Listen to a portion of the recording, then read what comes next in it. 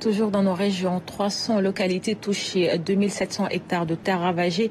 Les crues du fleuve Sénégal ont laissé des cicatrices profondes. L'an dernier, à Saint-Louis, l'OMVS veut tirer des leçons et miser sur la résilience.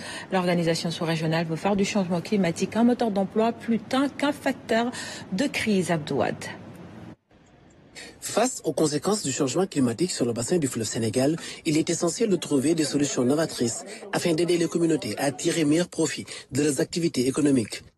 C'est tout le sens de cet atelier régional organisé par l'OMVS. Le bien-être de nos communautés, c'est d'abord et avant tout un emploi décent. Pour les jeunes, pour les femmes. Nous avons des jeunes engagés, des femmes entreprenantes, et qui souhaitent vivre avec le bassin, tirer profit des retombées du bassin sans vivre les désagréments du bassin. Au cours de ces 2 journées, les participants vont évaluer la vulnérabilité du bassin du fleuve Sénégal, un espace d'opportunité qu'ils veulent rendre propice à la résilience climatique, à l'emploi et à l'innovation. Des mots qui sonnent particulièrement ici, dans cette région, où vous savez que l'année dernière, à la même période ou quelques mois plus tard, il y a eu des inondations que le bassin n'avait jamais connues depuis des dizaines d'années.